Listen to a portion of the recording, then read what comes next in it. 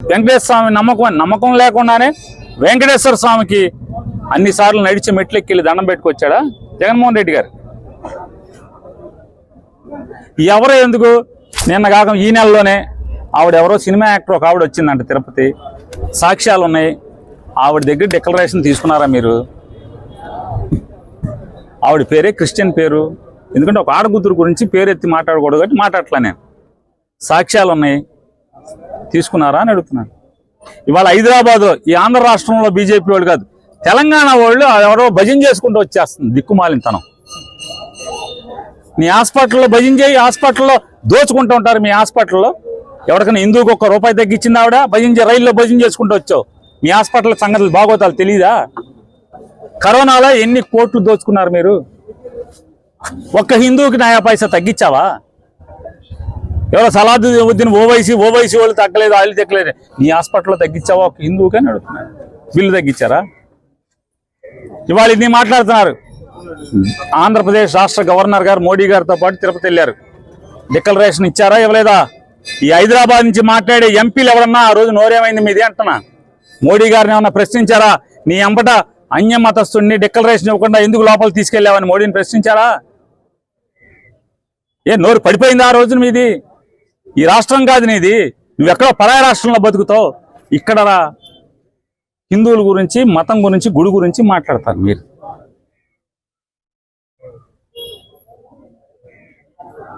ఇవాళ నేను ఒకటే వీళ్ళందరికీ చెప్తున్నాను, భక్తితో ఎవరు వెళ్ళినా వెళ్తారు. దాని గురించి కాదురా బాబు. గ్రామాల్లో చేలు చచ్చిపోతున్నాయి. ఇన్ని వేల క్యూసెక్లు సముద్రంలోకి వదిలేరు కదా, ఇవాళ చేలు చచ్చిపోతున్నాయి. మేనేజ్మెంట్ రాదు, గవర్నెన్స్ రాదు, నారుమళ్ళు అమ్ముకుంటున్నారు. కృష్ణా జిల్లాలో నాగాయలంక, కోడూరు, మచిలీపట్నం, కుర్తువెన్ను, ఈ కైకులూరు, కలిదిండి ఈ మండలాల్లో నీరందక చేలకి రైతులు అలో లక్షణాన్ని ఏడుస్తున్నారు. నీళ్లకి వరి మొక్క బతికించకుండా ఏడుస్తున్నారు. వాటి సంగతి చూడండి. జగన్మోహన్ రెడ్డి కారు వేసుకుని తిరుపతి వెళ్తే కోడిగుడ్లు వేయండి, లేకపోతే రంగు బాల్స్ వేయండి, రంగు జమ్మండి కారు మీద. ఇది కాదురా బాబు, జనం కోసం పట్టించుకోండి. ఇన్పుట్ సబ్సిడీ పార్టీల పరంగా ఎవడింటి మీద జెండా ఉంటే ఆడికి నష్టపరిహారం రాసే దిక్కుమాలిన గవర్నమెంట్ని. పరమాత్ముడు ఏ ధర్మాన్ని నమ్మే వాళ్ళకి ఆ ధర్మంలో పరమాత్ముడు వాళ్ళ దేవుడు. నేను హైందవ ధర్మాన్ని నమ్ముతాను. నా పరమాత్ముడు వెంకటేశ్వర స్వామి, పరమేశ్వరుడు, అమ్మవారు, మహాలక్ష్మిలాగా మాకుంటారు. కాబట్టి మనం ఏం చేస్తాము? అయ్యా, జీవితంలో చేసిన కష్టాలు, పాపాలు, మా కర్మలను తెగించు స్వామి అని మనం నమ్మే మతము, మనం నమ్మే ధర్మము ఆ భగవంతుడిని వెళ్ళి కోరుకుంటాం. అంతేగాని మనం నమ్మిన దేవుణ్ణి వెళ్ళి మనం ఏ రకంగానూ కష్టపెట్టము, నష్టపెట్టము, దోచుకోము కదా నాన్న. కానీ అలా ఎవరు ఏ ధర్మాన్ని సహజంగా పుట్టుకతో నమ్ముతారో వాళ్ళు వాళ్ళ ధర్మానికి సంబంధించి, వాళ్ళ మతానికి సంబంధించి, వాళ్ళ దేవాలయాలు ఏమున్నాయో అక్కడ పోయి తప్పు కార్యక్రమాలు కానీ,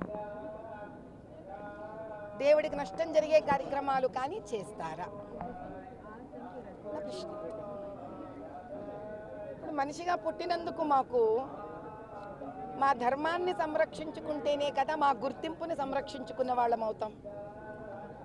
కాబట్టి మా ధర్మాన్ని, మా గుర్తింపుని, మా దేవుళ్ళని, మా దేవాలయాన్ని కాపాడుకోవడం కన్నా ఈ జీవితంలో చేయడానికి వేరే కార్యక్రమం మాకు లేదు. కాబట్టి దానికి అడ్డుకునే వాళ్ళందరినీ కూడా నిర్మూలించమని ఆ వెంకటేశ్వర స్వామిని కోరుకున్నాం. కొన్ని గుడుల పైన, కొంతమంది వ్యక్తుల పైన, పూజల పైన దాడులు జరుగుతున్నాయి. వారిని ఏ విధంగా శిక్షించాలి? చూడు నాయన, హైందవులంతా కూడా ఒక విషయాన్ని తెలుసుకోవాలి తండ్రి.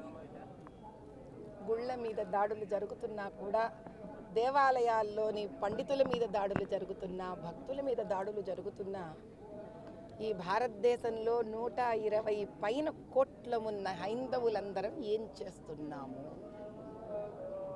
కదలి రావాలి నాయన. హైందవులందరూ ఒక అపర వరద అయి కదలి రావాలి. హైందవ శక్తి జాగృతం కావాలి. మన దేవాలయాలంటే మన పిల్లలతో సమానం. మన ధర్మం అంటే మన వంశ ప్రతిష్టతో సమానం.